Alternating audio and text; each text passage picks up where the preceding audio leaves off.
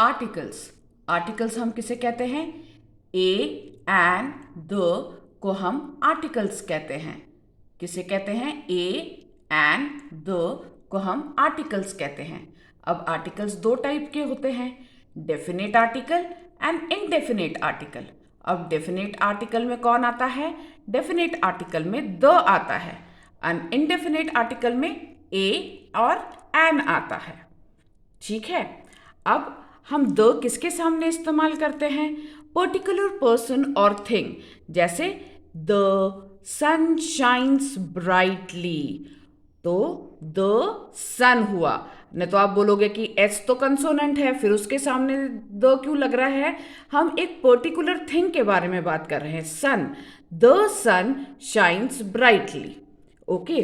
अब indefinite article में आता है ए एन, सबको पता है, जिसका जो वर्ड कंसोनेंट से शुरू होता है उसके आगे हम लिखते हैं अ। और जो वोवल हैं, वोवल कौन कौन से हैं? ए ई आई ओ यू। तो जो words A E I O you से शुरू होते हैं उसके सामने हम लिखते हैं एन। लेकिन एक एग्जम्पशंस भी हैं कि जैसे साइलेंट एच जहाँ पे होता है वो वर्ड के आगे भी हम एन लगाते हैं, जैसे एन आर। अब आर में किसका साउंड आ रहा है? एच का तो साउंड आ नहीं रहा है। एच का साउंड क्या होता है? ह। तो हार तो हम बोलते नहीं हैं, हम बोलते हैं आर। तो इसलिए इसके सामने एन यूज हुआ है। ठीक है। दूसरा है एन ऑनेस्ट मैन।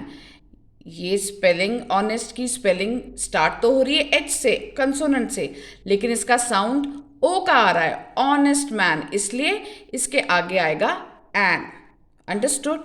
नाउ अब कुछ कुछ वॉवल्स हैं जिनके आगे हम अ यूज करते हैं, जैसे a European.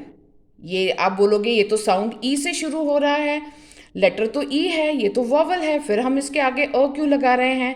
A university, a union, क्योंकि इसका साउंड कंसोनेंट का साउंड है। ई सेज ए, लेकिन यूरोपियन, ई का साउंड ई नहीं आ रहा है, यू से शुरू हो रहा है, यूरोपियन। यूनिवर्सिटी, यूनियन, इसलिए ये वॉवल होते समय भी इनके सामने अ यूज हो रहा है।